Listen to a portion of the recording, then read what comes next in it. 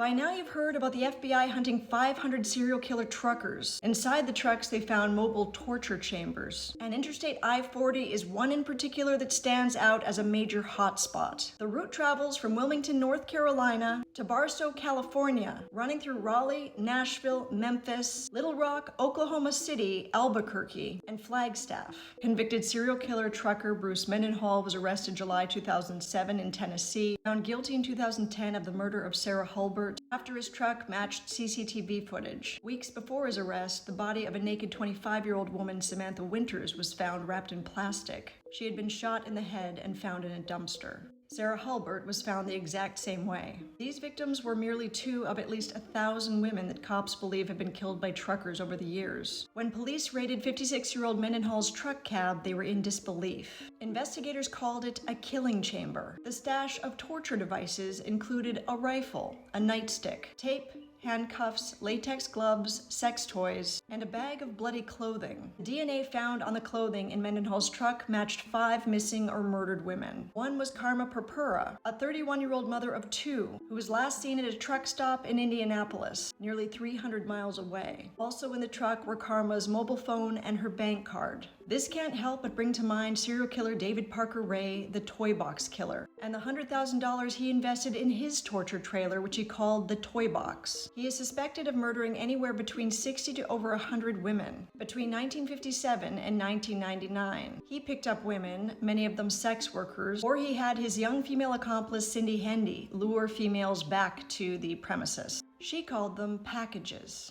Once they were brought into the trailer, they were blindfolded and bound. And before he did anything physical, he played a tape they would have to listen to, listing what all the women who had been there previously had gone through, and all the things that they themselves were about to endure. It's a horrific tape. You can probably find it on YouTube. Ray sexually tortured and presumably killed his victims using whips, chains, pulleys, straps, clamps, leg spreader bars, surgical blades, every gynecological device imaginable, electric shock machines, and saws. Hendy, who is now 64 years old, was also convicted, but she was set free after 20 years. Ray died in 2002 while incarcerated. Mendenhall was convicted of Hulbert and Winters murders and charged with killing Karma Purpura. He's also suspected of murdering at least 5 more women. But these deaths aren't isolated. There could be around 500 truck drivers involved in the murders over a 35-year span. Robert Rhodes was one of the first truck stop killers on record. He is believed to have killed 50 women in the span of 15 years. Here he is back in the day. And the hallmark of this killer?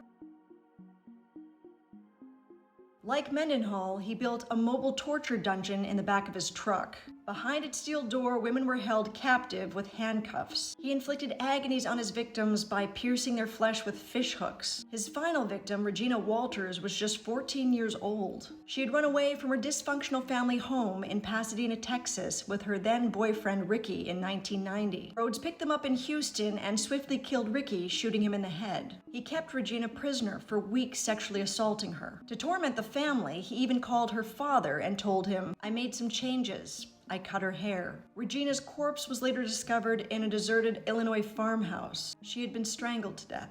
Across America, just 25 ex-truckers are in prison for murder. One is Delmas Colvin, a 65-year-old man who was dubbed the Interstate Strangler. Following his arrest in 2004, Colvin told the investigators he didn't keep track of his kills. He couldn't remember them all, but he estimated he killed around 47 to 52 women, almost all sex workers. Like Mendenhall, he wrapped the victims in plastic and duct tape. He just said he enjoyed the killing. Colvin often burst out laughing when recalling the murders of his victims. On one occasion, he said he took a call from his mother while in the midst of murdering a woman. He liked to look into the victims' eyes as they died, he recalled, stating, "I always sleep well at night." Unfortunately, sex workers who report sexual assaults are rarely taken seriously, even when it's a concerned friend reporting the disappearance of a sex worker. Some people wonder if a male-dominated police force should even be investigating such things. But the one chilling unanswered question that we're all left with, just how many other truckers are driving mobile torture chambers and carrying weapons? And how many women's bodies have simply never been found?